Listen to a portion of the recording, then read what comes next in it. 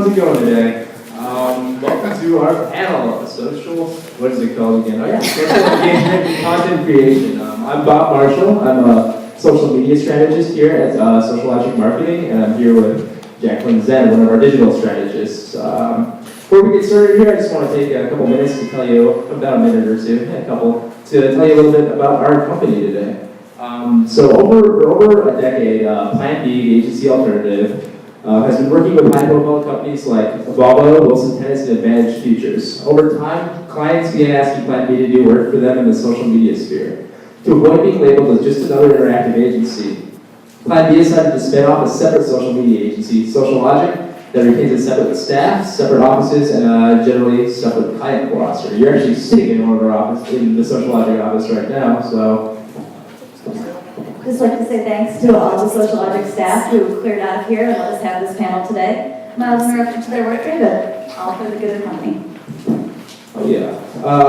For SociaLogic, it's all about taking a logical approach to brands' marketing efforts over social media. It's about calculating ROI from as many relevant tools as possible to give brands a thorough and more dynamic understanding of their social media presence, using these measurements to take logical steps towards strengthening a brand's reputation and its online engagement with customers. This is focus on engagement that brings me to our panel today. Joining here are four most interesting content creators and educators and bloggers in Chicago, and they know what an impact social media can make on their work. So I'll let them introduce themselves in a minute here, but before I do, I just want to remind everybody that I know you heard this over email, but we're having our company launch party, our official launch party, directly following this panel, and that's going to be at Sidebar. That's at the Saddlebacker. It's about 3 blocks down Wacker here. We rented out the place. We're going to have free drinks, free food, show you kind of some of the stuff we can do. It's going to be a good time. So on all of your brochures, you'll see a little ticket on the cover there. That's your entrance ticket to the party. So we hope to see all of you there. It'll be I guarantee it will be a great time. So now I'll move on to our panelists, starting this way. Hi everyone, I'm Joe Urbantraut. I'm the Associate Chicago Editor for Huffington Post.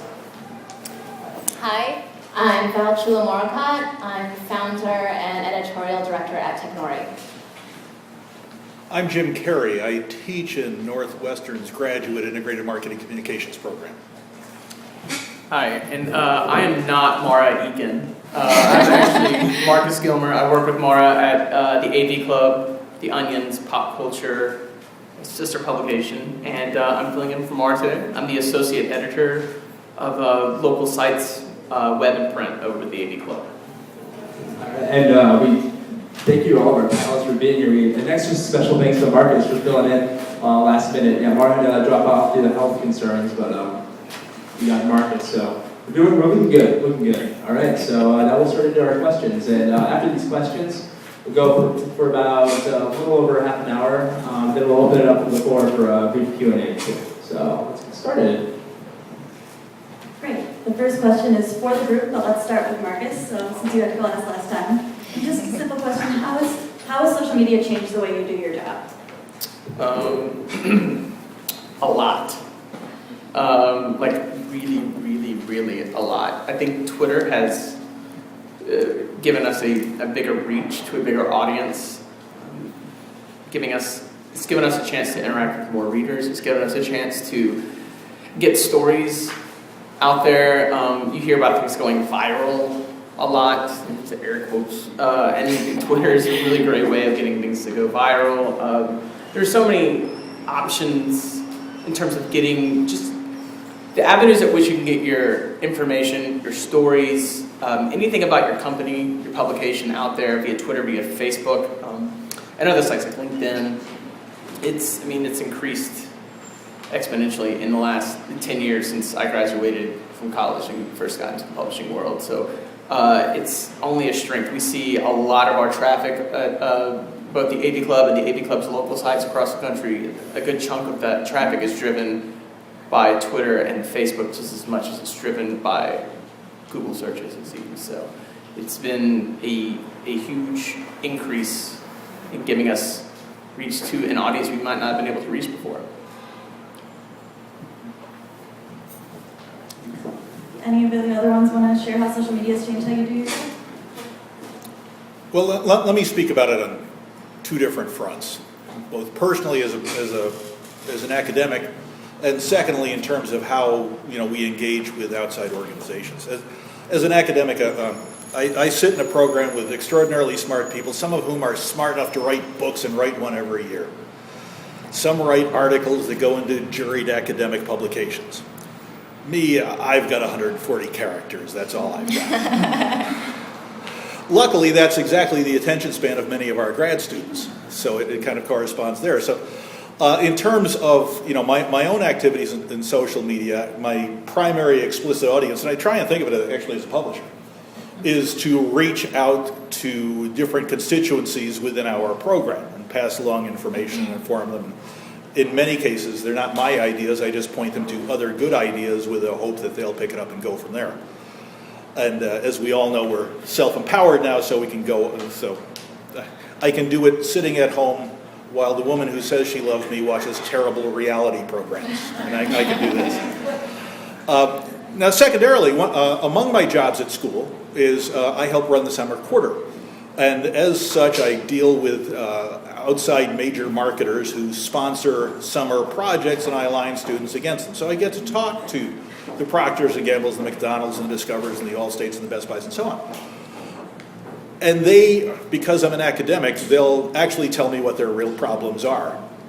And these are extraordinarily smart people with lots of resources and great brands to protect. At this point, I'd say they are deeply confused themselves. They know there is a there, but they don't know how to go there. So they're grappling with it themselves in terms of what their strategy should be, in terms of what their org structure should be, in terms of the talent pool, in terms of where it fits and everything else. Awesome. And then Val, as a lawyer, I would assume that you have some experience with all the new legal issues that social media has caused. Yeah, definitely. It's a pretty hot topic and worthy of a panel discussion in and of itself, frankly. But with regard to Technoria, my online publication, we've only been around for a year, and social media has really enabled us to launch and gain readership very quickly and to enact change very quickly. So it's been really integral to garnering readership and figuring out what the market wants from us, what our readership wants from us. And Joe, your day job is probably a little bit more involved with social media than most. So has anything changed over the years? Well, I think it's really interesting. I'm hearing a lot of what I'm already hearing to my left, but it's really interesting to get that instant, not just the instant feedback, but the instant emotion, I think, from people.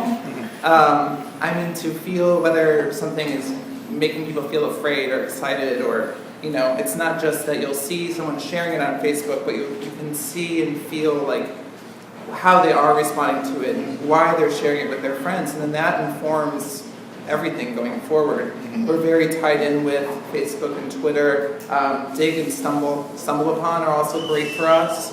But Facebook is really, I think, where a lot of it's been happening for us, and that's just so exciting to see, something you wrote, personally as a writer, kind of stepping away from the company as a freelance writer before I worked for HuffPo, to see 1,000 people say that they liked something. It's just such a great feeling, and it lets you know that you're doing something right as a writer and as a company, as a media outlet. It also gives you the instant feedback of how dissatisfied readers are with what you do too. So, it's good and the bad. Now, most of you work for journals that are, different blogs that are, newer, that are a little bit more nimble, that really didn't start in print form. It's digital. It's digital content creation. So, I mean, how do you? I think you again, Joe, because you just know. How do you think? Do you think, I guess, these newer journals are more equipped to handle social media, these new media outlets, than say an older publication like a newspaper or something like that? Well, I think at HuffPo, we're really lucky we have a CMS, not to get too techy, but a CMS that's very plugged in with the Twitter platform, and they're constantly working to improve it. And I can't really So, I'm not there fiddling I don't even know. I don't know the details of that business, but I know that it's very connected, and but I also don't think that, just because we're newer and because we're based online, I don't think that means that, the other more established papers, that it's not something they can embrace. Yeah, it'll take some time, but it's definitely worth the effort. Yeah. I'd imagine, I'm just speculating here, but I would imagine that the difficulty there is, the conversion from everything that you're expressing as, a tangible publication and putting that into the online space and conveying that same message as effectively as you did, on print. But for us, for sure, the fact that we started out strictly online and had social media right there at our disposal from the start was really special. And in addition, we use social media like the entire life cycle of content production, so it's really important for us. I think the new players have a significant advantage over the legacy players, simply culturally. One of the projects that one of our teams worked on over the summer was a large business-to-business publisher, very successful, had a number of leading publications in their fields.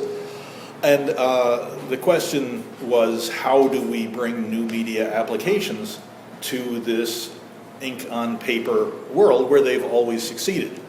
And there are inevitably significant cultural barriers. Oh, and by the way, it's not that the old guys are wrong. It worked for decades. And the new stuff, face it, isn't really proven yet in most business models. So the request to walk away from something that is proven to something that is unproven is quite a challenge for us right now. I think the difference is the willingness of the old guard to move to the new platforms. I think you run into a lot of times, you run into members of the old guard who, you say it's not proven, and there's certainly a point to that as far as, especially business side, but at the same time, there are still people who are unwilling to take those steps. And I think there are examples where, I'm biased, but I look at what the Onion and Navy Club have done in moving from print to online, and print now is simply a gateway to online. It's very, we still have people picking up the paper, here you can pretty much ride the train or ride a bus here, anywhere in Chicago, and you're probably going to see someone reading our paper. You'll see someone reading the Red Eye or the Reader, and it's the same thing there. It's a gateway to more content online. And especially the Onion, the way they've grown in terms of using video content. And we've seen them grow to unique video content, both on their website, to unique video content, the Onion News Network television show. So I think there can be success. You're right, it's still unproven, but this is the very beginning of this form, but at the same time, there's some interesting early models and some fabulous successes, including HuffPo. But there are also an equal number of cases. This is not to say that eventually everything is going to go digital. This is happening, but right now there are on the field lots of cases where dollars have been turned into pennies by in trying to transition between platforms, and it hasn't worked as well as was hoped. Right, the first person who figures out how to generate ad revenue successfully online consistently will be the first person. A gajillionaire. Yeah. So it can happen to you kids. So the solution's out there. Yeah. Sorry, go ahead. Well, I was going to add, too, the importance of thinking about mobile platforms and the iPad and all of that, and how you really have to meet people where they want to consume their media. And you also, I think, need to take a step back and look. I think what social media is helping, a lot of us do is look more outwardly instead of inwardly, and get kind of caught up in all of the inward, this is how we've done it, this is how we're going to continue to do it. It's forcing us to look outside and say, what's the feedback we're getting and how can we improve? Awesome. And then our next question, actually, Val, is a little bit related to what you said, is how do you use social media at the beginning of the life cycle to use it to find sources for content? Well, for me specifically, what we do is, we're small, we're bootstrapped, we're agile, so we get creative. And sometimes it's a matter of maybe saying we do a lot of entrepreneur profiles. And we might throw the question out to our followers because it's a very specialized niche of readers. Who do you want to see profiled? Or if we are definitely featuring a specific person, then yes, what are your burning questions? Things like that. We also, take a look at our tweets and say, okay, what are the common themes going on here that people are really, really looking for in information about Chicago entrepreneurship? So that's how we start out oftentimes. Very cool. And then, Jim, you mentioned that you show your students, you share with your students the great stuff you find elsewhere. Are there any particular sources that you look to for that? Yes, but I try to make it look harder than it actually is.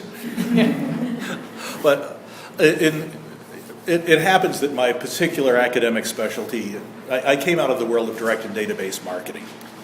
And this has morphed into measuring the cost effectiveness of marketing efforts. Translation. Does this stuff work? Translation. Can we get finance to fund our good ideas? And this is a critical issue for those of us in marketing who don't like to have our good ideas shot down. So there are 15 different sources that I look at on a regular basis, and they're all doing spectacular work, and I try to repurpose, with credit to, look at this, look at this, look at this. In some cases having to deal with the world of marketing measurement, in some cases looking at the world of data visualization, and sometimes I just tell jokes. Always a good idea. Joe, the Huffington Post is so socially driven. How do you look to social media for content? Well, we really use it throughout the life cycle too. I've definitely gotten sources, gotten some breaking tips that we follow up on via Twitter and Facebook. It's a great way just to connect with sources in a bit of a different way. Some people you kind of catch off guard. I think when you send them a Twitter message, you're like, hey, can I interview you for this? And they're like, wait, who are you? But I think some people are still adjusting to that reality, but we use it in that end. We really do use it all throughout, like you said. Absolutely. And Marcus, was the AV Club rely on social media in the same way, or does that imagine be a little bit different? Well, as far as I know, what I do on the AV Club, whenever, for instance, we're getting ready to launch in Toronto, to take a second to shamelessly promote. But at the same time, we're having to use social media a lot in Toronto right now to just get the word out there, because people won't know this. The website itself hasn't launched and won't launch for another week. The paper won't be up for another week, but we want people to know about it when it goes up. We don't want it to be just let people find it on their own. And both Twitter and Facebook have been a fantastic way at the very beginning of the life cycle of that site and that paper to let people know about its presence, about its coming, to solicit people for freelance jobs, for story ideas, and it's just the awareness factor, I think, is greatly helped by that. And in terms of, I guess, further down the life cycle, we don't cover breaking news as much, but we certainly, I think, use crowdsource information in terms of getting story links, getting feedback from readers about what they'd like to see on the site, getting, I think, story ideas, and sometimes we'll throw things out to the readers. Hey guys, we're trying to figure out, these kinds of books or these kinds of films that fall into a category. And we usually find that there are a lot of readers out there who pick up a lot of things that we can miss sometimes. So that can usually work to our advantage. Now, as you were saying, you use your writing in a lot of ways to promote over social media. And this is a model that is obviously not exclusive to newspapers or media outlets anymore. Brands are really doing this. Brands are kind of now picking up the pen to blog for themselves, promote themselves, even if they're not a complete journal. Now, I think I'll start with Marcus again. Do you believe that this brand journalism, do you believe that at some point it stops being, straight, unbiased journalism? Can it be unbiased? That's a hard question for you to answer. Are you talking about in brands promoting themselves? Brands using blogging and journalism techniques to promote themselves. Well, I think there's a certain subjectivity to promoting yourself anyway that kind of might remove the tag of journalism to it. Not that journalism is strictly objective these days anymore anyway. Rather than self-promotion. I don't know. I That think might be more of your alley than mine, I think. Yeah, I think more and more brands are of necessity becoming publishers, and this might be the career salvation for so many people coming out of journalism schools. They had a couple of conversations here before, and as we see major marketers dealing with struggles of how do we leverage these fantastic social media tools to actually go where our customers are when they are there. Finally, the penny dropped for me when I realized it's not social, it's mobile. And we want to reach customers where they are. I'm suffering a little bit of separation anxiety because my iPhone is over there. It's strange. But so organizations are going to need the capability to reach out and to interact with customers for all sorts of functions like you talked about. For recruiting, for promoting, for identifying with issues, for customer service, for crisis management. And they're not set up for it now. So among the things they're going to need journalistic type skills are they will need people who internally who can gather information and validate it and synthesize it and distill it down and ship it on time, which sounds to me like a journalistic skill. Now, it won't be New York Times journalism, of course not. But they are those skills that are going to be needed. And right now, major brands don't have the teams on the field to do that. They don't know where they should sit. They don't know how it should be structured. At a very large locally based fast food company, which you know by their golden arches, no names please, you need to go through legal if you want to say anything besides have a nice day. You know, is this a business model that will stand? Probably not. So those are the sorts of issues that people are struggling with. Now, when for the writers here, now when you're, maybe writing a blog post or a story, as you're writing it, you have social media in the back of your head, like, oh, I really, I want to write this in such a way that it'll get picked up on Twitter or Facebook? Well, I think sometimes, and I think you have to. I mean, sometimes there are stories where I'll be like, there's no way I woke up this morning thinking I was going to write about whatever wacky news, weird, whatever you want to call it, weird news. But some of those things, when they go viral, like those allow us to get some of the traffic that allows us to do a really long, in-depth feature on Rahm Emanuel and the longer school day debate. So you sort of have to say, okay, this isn't what I would have necessarily loved to write about when I woke up this morning, but it makes a lot of the other things happen. So knowing that, that's exciting to us, that will take care of a little bit of the traffic, so we have some time to really dig in. I mean, it's a challenge. Go ahead. I don't necessarily think, our writers don't necessarily think, how is this going to play on social media in terms of content, but I definitely have noticed trends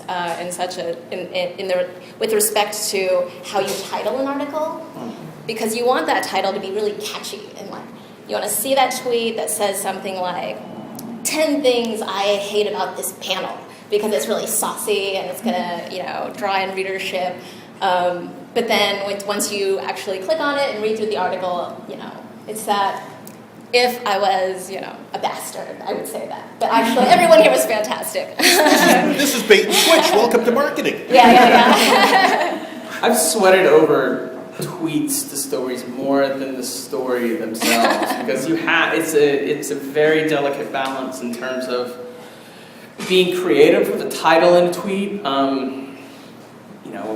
Joe and I were talking about like SEO before the panel, and there are certain things you want to mention. You don't want to confuse the reader by being too cutesy with a headline and tweet, which when you're trying to drive traffic to your website, to your story, to anything from Twitter, you don't want to confuse them.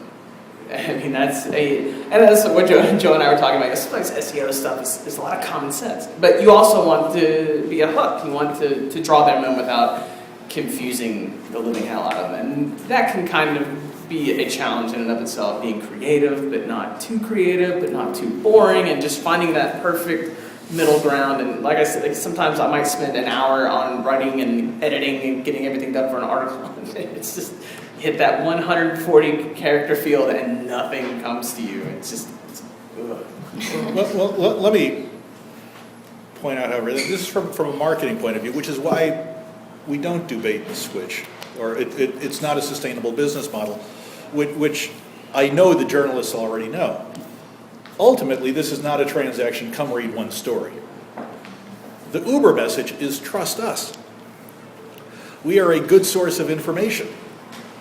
If you will reward us by clicking here, it will be worth your time. And while you may be able to fake them out once, perhaps you've all seen the video in the past couple of days where Ben Stiller has just named his charitable foundation the Naked Jennifer Aniston Photos Foundation. He did. It's on YouTube, you'll see it. But it's not sustainable, and they won't come back the next day. So over time, you would need to be communicating messages in both straight journalism and in brand communications, where you do earn the trust, not just today, but on a sustained basis.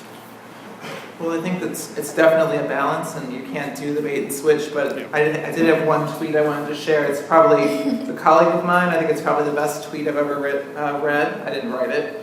But it's all about enticing, and I think this tweet is one of my favorite ones I've ever read. It's naked mailman arrested for delivering one too many packages. I mean... And yet he doesn't work for the New York Post. How can this be? And, you click through the story, and it was a mailman who was naked. And I think it walked that line between enticing but still being authentic, and that's what the story was. If you start to push it too far away, you will lose that trust. So it's a line to walk. It's an awesome tweet, by the way. So next question, it's probably a tricky problem for a lot of people in this room, in addition to the group of the panel, is how do you separate your personal brand from your employer's brand on social media? I think I'm lucky enough to work for a publication that's irreverent enough that I don't have to worry about that separation as much. I think that's certainly an issue for a lot of places, and I know that there have been issues where people have, you always hear about something where a writer, ESPN is particularly strict about this. A writer might take to Twitter and complain about something or say something about another colleague, and they get suspended from Twitter by ESPN for 2 weeks or a month because they've gone against company policy. I think it's important to recognize the difference between your brand and your personal, the personal you. It's 5:45, I'm sorry, this isn't making no sense. But when you put yourself out there, personally, I encourage all my editors to have their own personal Twitter account online that people can associate with them as the editor of that site and can associate them with that voice. And it's a shame that Mara's not here because I think she's an excellent example of a successful usage of that. And personally, like I said, I've been lucky enough that some of the nonsense that Joe, I'm sure we're pals off the panel, it doesn't probably strike anyone as too crazy for someone who works for the Onion League. So. I know for me, that's a great question because I still struggle with that. And what I'm working towards is ultimate transparency, where I'm one of those people that's just going to be show everyone everything and let the chips fall where they may. I'm not there yet, but I'd like to be. For my Technori Twitters, those go out fast and furious. But for my own personal Twitter account, I guess I'm just saturated at this point with social media, so not a lot goes out. So it's kind of where I decide to expend my resources kind of situation. I feel kind of similar to Marcus. I feel very lucky. HuffPost is a great place to work, and we embrace the wacky sometimes, so that's kind of fun. But I think it is, what you said, just transparency, letting the chips fall where they may. People will trust you. They know you're not, that you're a genuine person they can trust. We keep talking about trust, and I think that's crucial to a personal brand, just as important as it is for a company brand.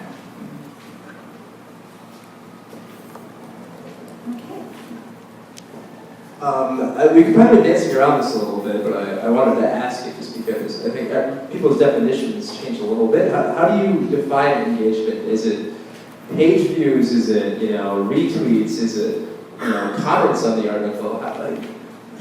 What do you think? When you read an article, say, oh, that really reached a lot of people. What do you consider king among all those?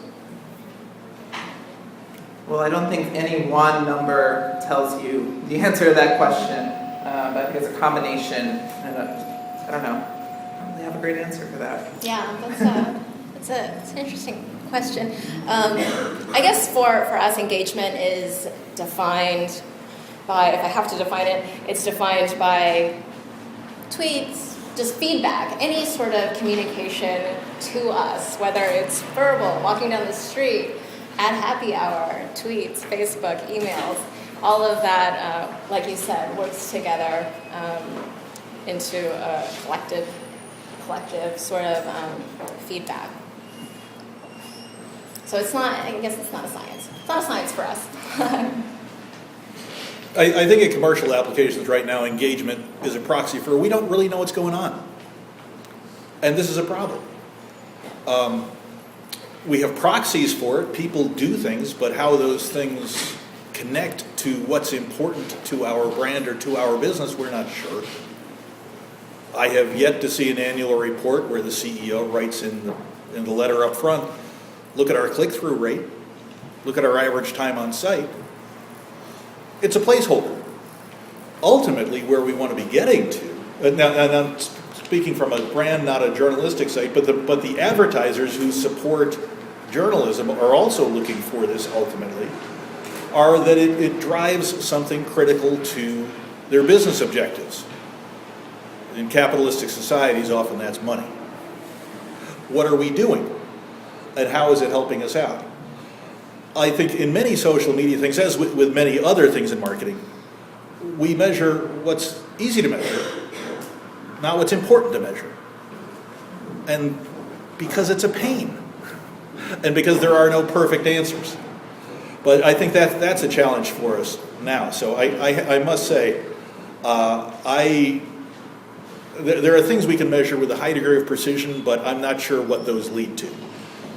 And I think we need to, as a group, focus on trying to do the much more complicated task of figuring out how our communications affect reality out in the world. I don't think I have a whole lot different anything to add to what everyone else has said because it really is impossible to quantify a very specific statistic.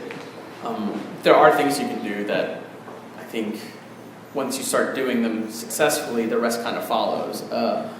We used to have at Chicago's when I started there 2 or 3 years ago, we had an auto tweet field and it was just the headline, like the first couple words you could squeeze in of the first line of the story and then a link. And we ditched that and started doing our own tweets for each story. We started interacting with readers and interacting with other, retweeting other stories from other outlets, and we saw our Twitter follower count triple in the course of a couple of months, from like 2,000 to 3,000 to almost 10,000.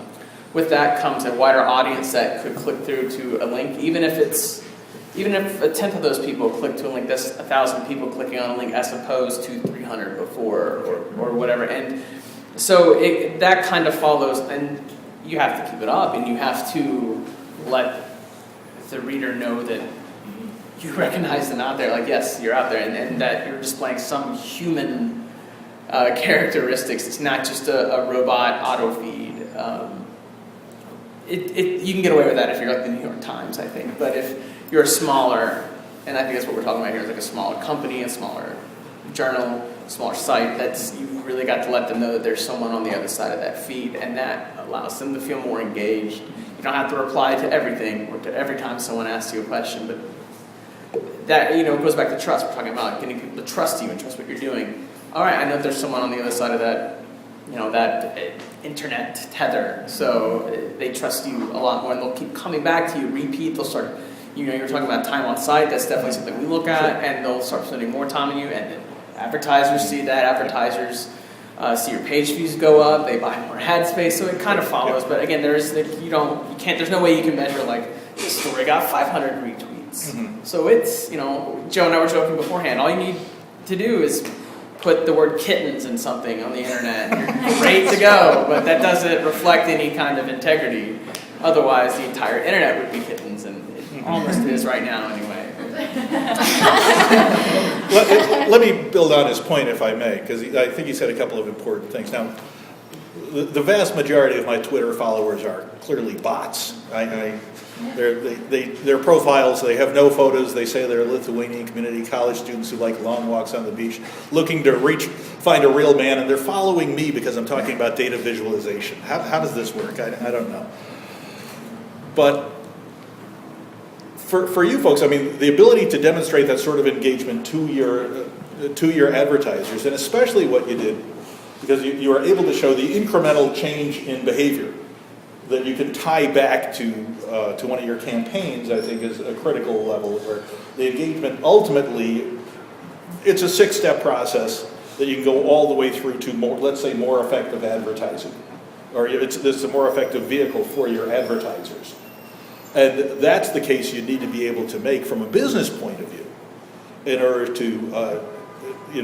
to shift your business in the way it needs to go. Awesome. And then the next question brings into the other word that I think a lot of social media marketers have difficulty with is ROI. How do you measure that and track that? And how is that different for, say, a writer or an editor than a brand?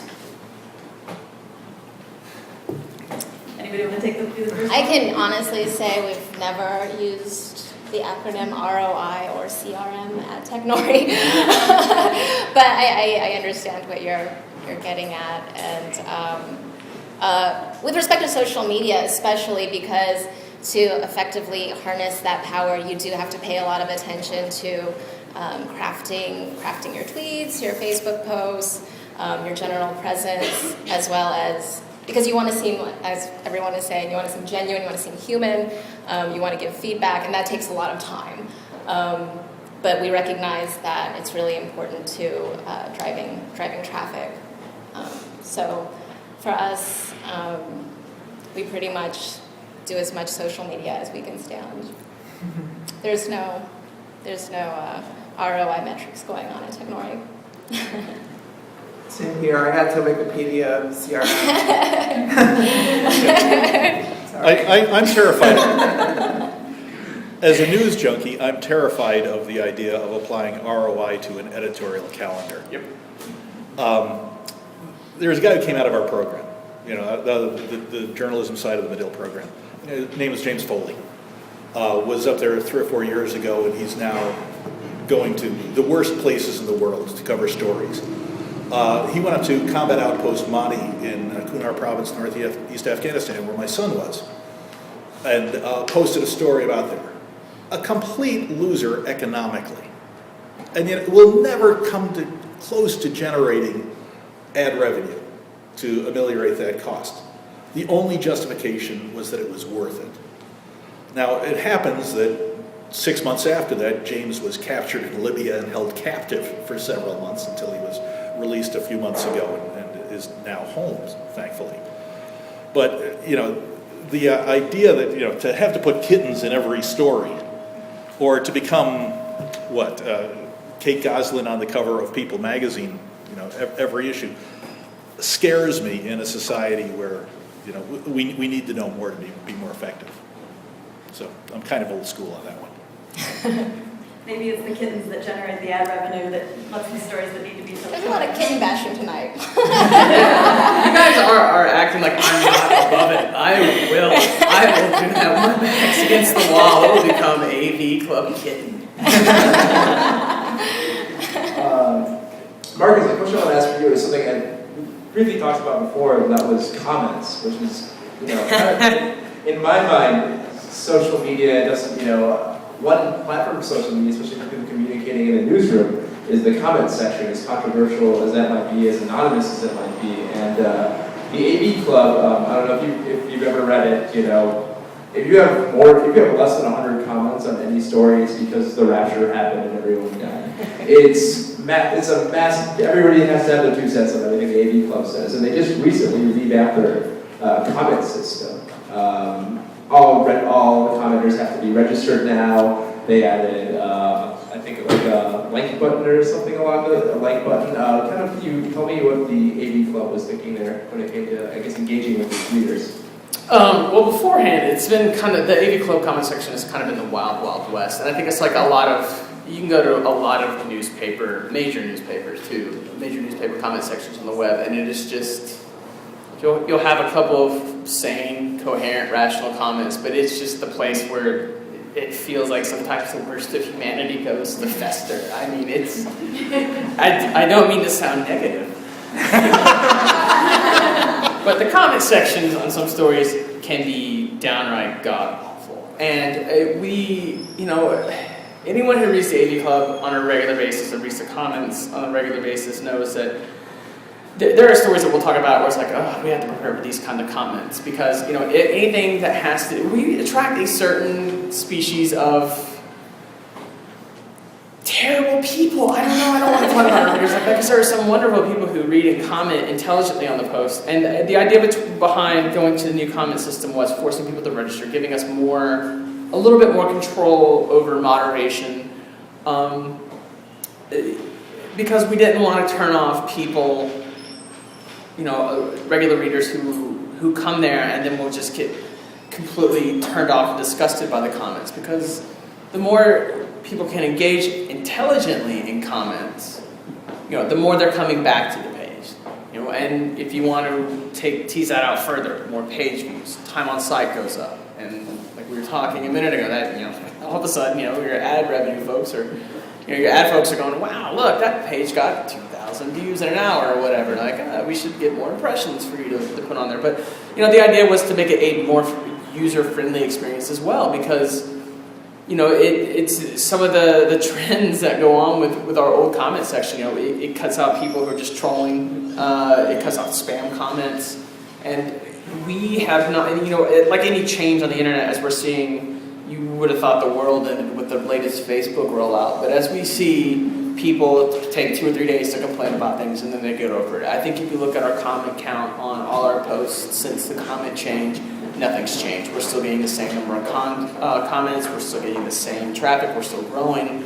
And we're still dealing with things, people saying horrible misogynistic things every time the interview subject's a woman. I mean, that's something we're always going to have to deal with because it's the internet. People are anonymous. They can get away with it. And it's people just, we can't have nice things apparently. So, but I mean, that was really, to make it a more user-friendly experience and to make it easier for us to give a little bit of control over that and to help us interact with them. It's easier for staff to interact with readers who are commenting when the conversations are calm and rational, and it's easier to sift through.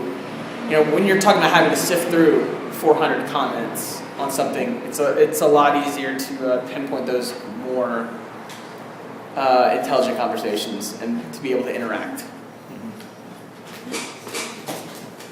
Excellent. And then the last question before we open it up to questions from the audience is: in the future, do you see content creators having an even greater dependence on social media?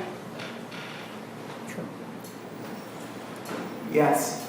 There you go. All right, can you repeat the question?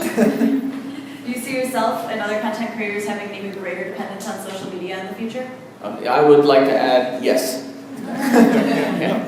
Here you go. Get to know the future. I mean, it's important though. It feels like it can be a one-way thing sometimes, and I think that's a danger that we all face, especially if you're a new content creator, is making it a one-way soapbox. I mean, again, like we've been talking about, it's got to be two-way if it's going to be successful.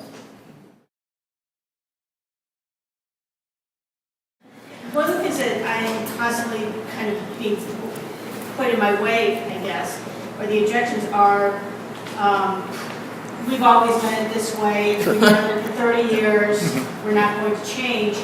And the other objection is, well, print can't go away because that's where we're making our money. Can you talk about the kind of the cultural shift that occurs when you have to kind of get the old guard to realize it's going to be a digital world?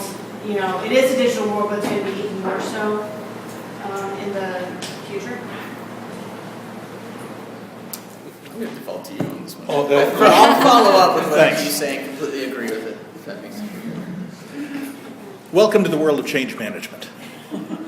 Change is a pain in the ass. You know, all the stuff that we were really good at 15 years ago? You know, I used to give speeches about fax machines and how to integrate that into your marketing communications mix. BFD.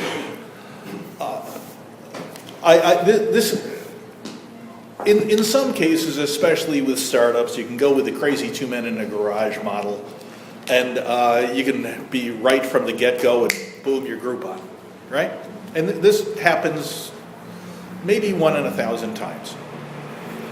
But for most established business models, especially those with the resources to move forward, like yours, you have to remember they won at a different game. And first of all, they won, and that needs to be respected, because many times people try hard and don't succeed.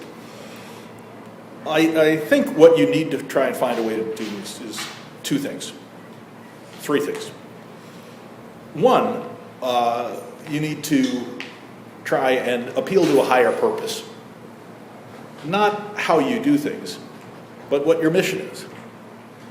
And if your mission is to help out an audience, for instance, or to inform people, for instance, or to solve problems, for instance, there's nothing inherent in that means ink on paper. There are different ways to do this.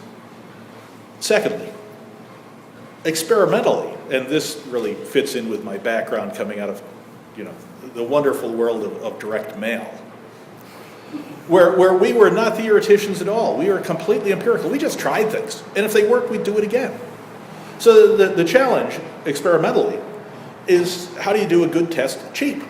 How do you come up with some sort of half-assed, cheapo, skunkworks sort of thing that you can get out there that'll generate results that people will believe? Oh, and by the way, you have to win.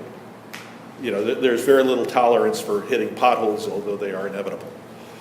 And thirdly, you need to find within an organization someone to be a rabbi on a higher level. Surprisingly, often these people are in finance because they are completely agnostic about methodology. They care about money. And among the benefits of sometimes changing your business model is you shift costs. Now, inevitably, some of these costs are also people, good people who've made great contributions over time. This should be respected. But and you need to figure out how to deal with those transitions. One of the things I'm seeing now is that large, successful organizations recognize they don't have the right teams on the field. And what do we do? And it's hurting us all. It's hurting a bunch of guys who I went to high school with, my pals. So you need to do those three things. Appeal to a higher mission, find some way experimentally to validate it, recognizing that nothing will shift immediately. This is really, you need to get a beta out there and do it a step at a time. And finally, you need some sort of top management support, not on a faith basis, but as a business proposition, and you have to win that way. And if we can't succeed as a business proposition, well, then we don't deserve to succeed. I'd start that way. I think the cost of print too, as people look at the cost of printing and distributing things now is also going to, I think, eventually force people, and the more you can ready yourself for that transition to digital, is going to make things, I guess, less jarring when that happens. Yeah, well, inevitably there's a continuum of impact that are in different media. And we always look as an organization. There's a cost of me getting on a plane and flying to you and sitting down across from your desk, but it's very high impact, and sometimes that's the way to do things.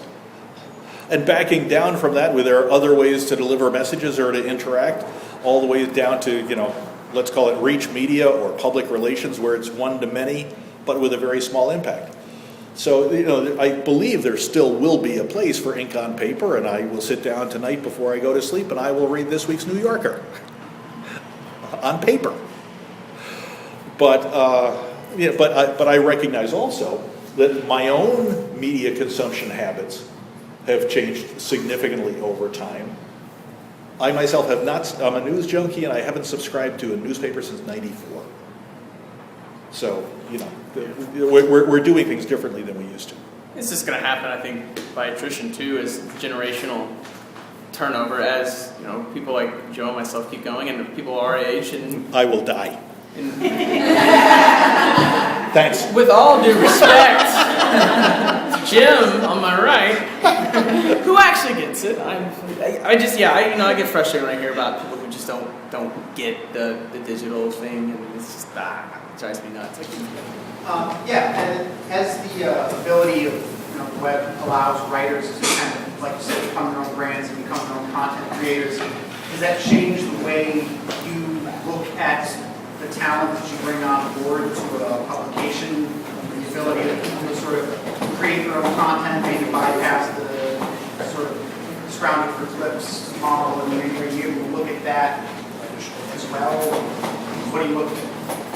Sure, for us, we really love writers who are willing to put themselves out there and get creative, try to engage the audience in innovative ways, whether it's multitasking with both writing in addition to video and appearing, in person.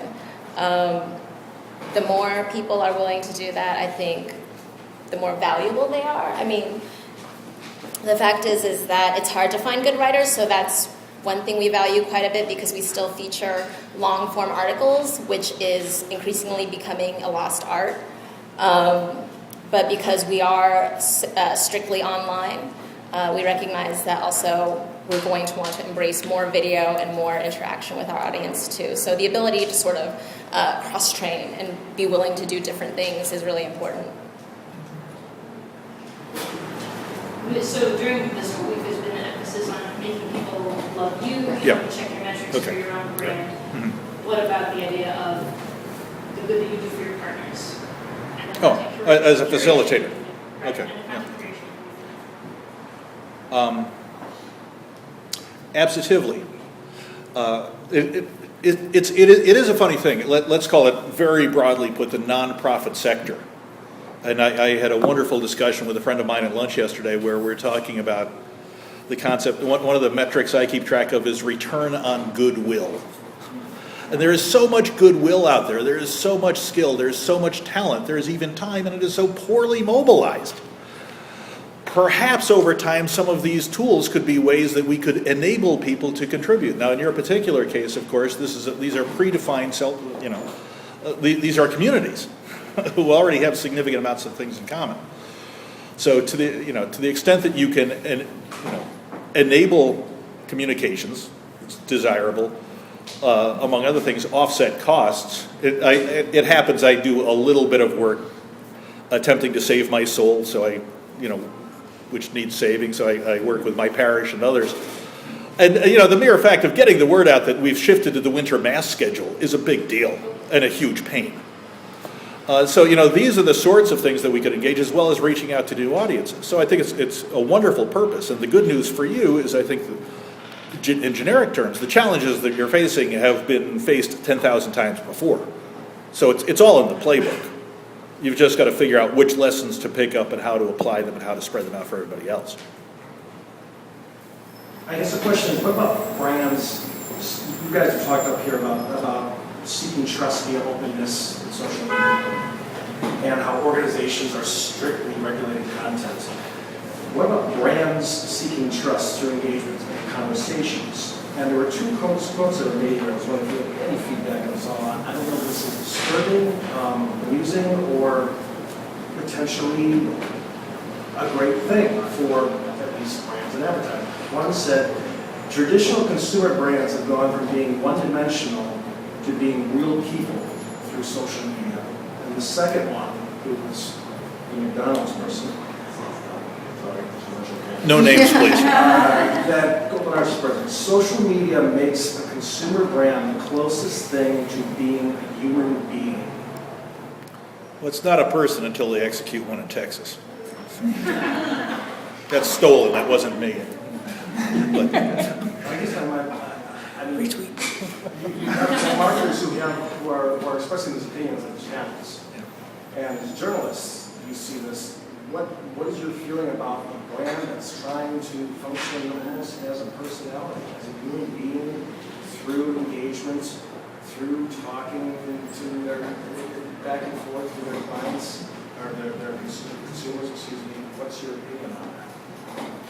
I think that's really necessary and a smart way to go with brands' use of social media. However, execution is very difficult. I think it's more than just having someone or a team of people on the other side of the computer responding to tweets or Facebook posts. It's more about sharing something in the spirit of the brand that rings authentic and not just part of the usual playbook. I'm not in marketing myself, so maybe someone has something different to say, but I know as a consumer anyway, that's what I appreciate out of brands is when they try to feed information, provide information that interests me rather than feeling like I'm being sold. yeah, I think among the things that are happening, and right now everybody's struggling with it, so I have no doubt that the current system of having to go through legal to say, you know, have a nice day, that's a passing phase. Because we all, you know, on both the publishing side and on the brand side, we're struggling with the shift of, you know, we send messages out to all of a sudden we're going back and forth. And then we're going back and forth and we're saying, oh my Lord, who are these people? and trying to filter out that. And it's a messy experience.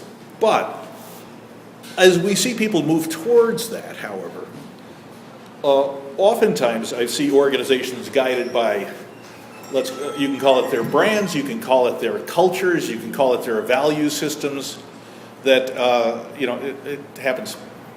My son is a lieutenant in your United States Army, right? And so this is not really a command and control system. What happens is they have guidelines and they tell you about strategic intent. But on a day-to-day basis, he has to figure it out himself because he's off in Kunar at Kathmandu. I think organizations are going to need to have models like this too. This is who we are. This is what our values are. This is what we stand for. This is what our personality is. This is what we sound like. This is what we don't sound like. Please be intelligent about it. Please be respectful of our audiences. Please don't shoot yourself in the foot and then go make something happen. Now, this is not a bulletproof system. Things will go wrong. Somebody will think something is funny, and it will turn out to be horribly unfunny. You know, but there are a shocking number of people who just don't get it. I don't know what you do about that. I really don't. But you can at least manage the process and manage the dialogue. What's happening right now is actually there are legal consequences. If Groupon says certain things in Twitter and they're lining up for an IPO, well, all of a sudden the SEC is there with the quiet period stuff, and you got a perp walk, which is probably not good.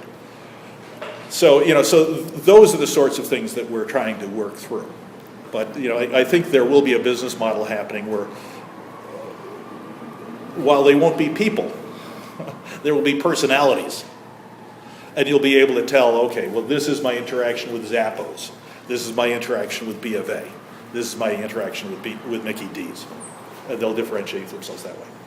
The important thing to remember is no one holds you accountable like people on the internet and Twitter.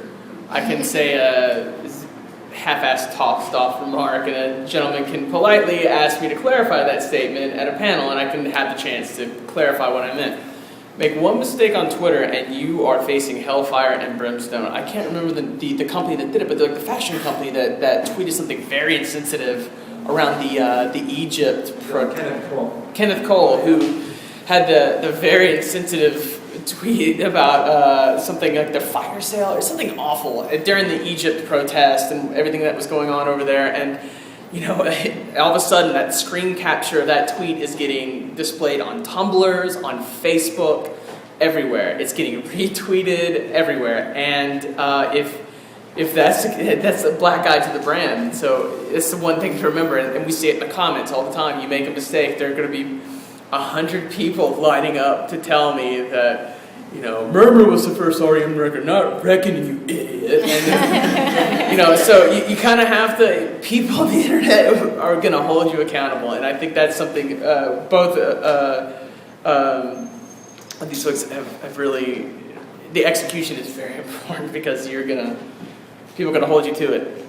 You also have to think about not just individual tweets, but one of our directives, it's if you're looking at your Twitter page over the course of a day, if your last tweet was a tragic story about a public figure dying, and then the next tweet you send out 5 minutes later is, top 5 bikini bottoms for, I don't know, your beach, whatever. Check out these kittens in bikinis. And I think that's what we're talking about is kittens in bikinis. Looking like Justin Bieber.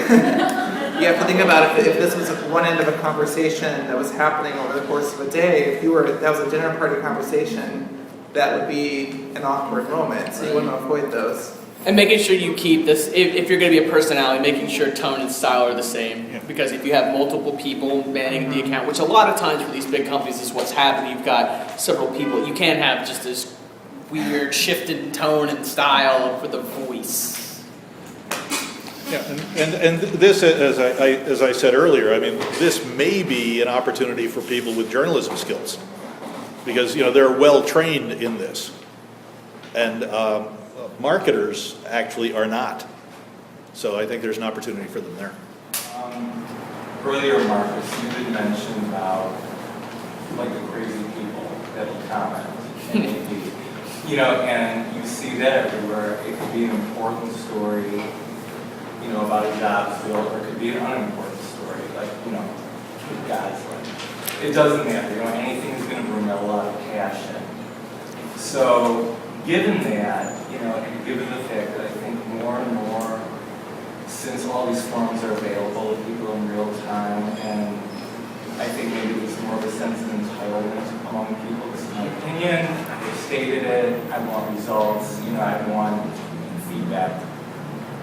When you're, given all that, so when you're saying that you're not necessarily measuring, using metrics, but you are looking and seeing what conversations are, what feedback is, and maybe getting ideas for content.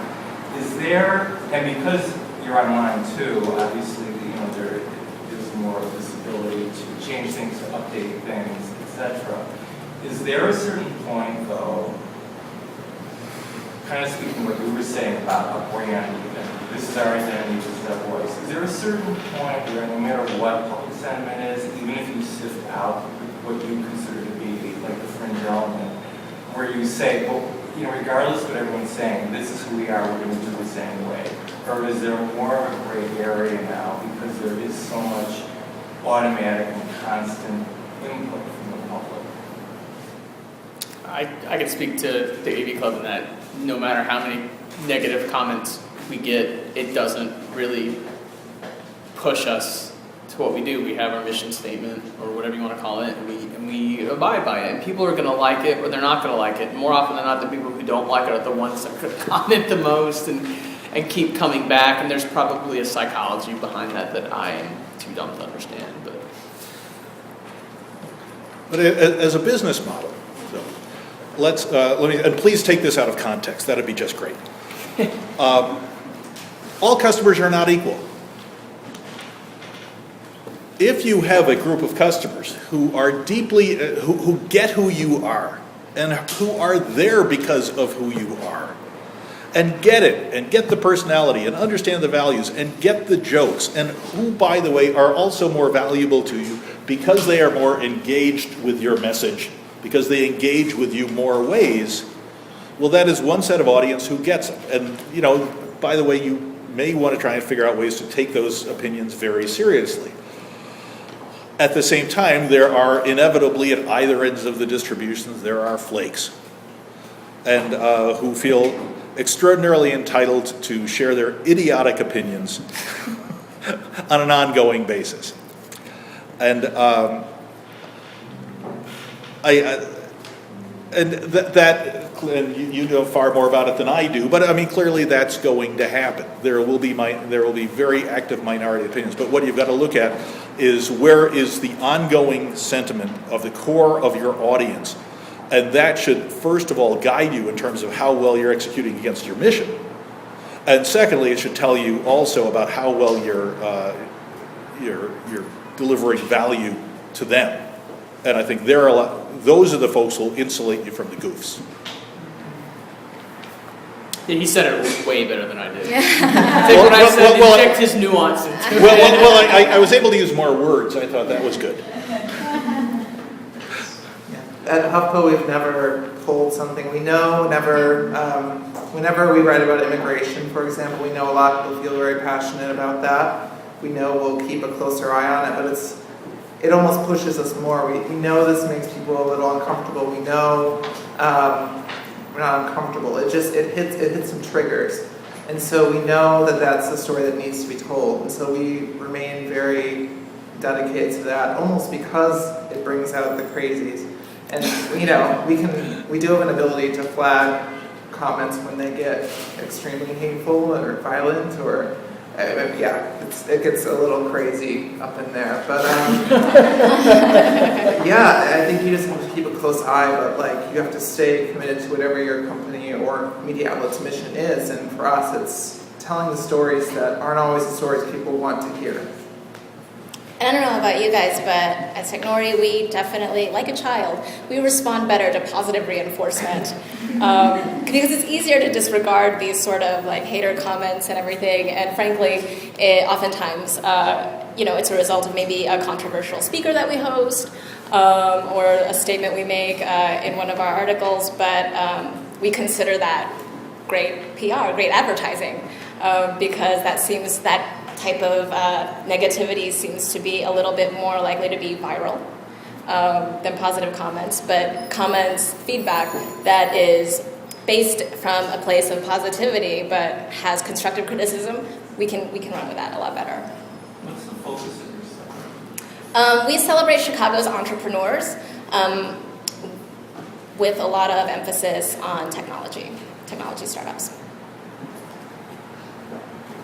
All right, I think that's going to call it. I'd just like to thank all of our panelists so much, everyone who came.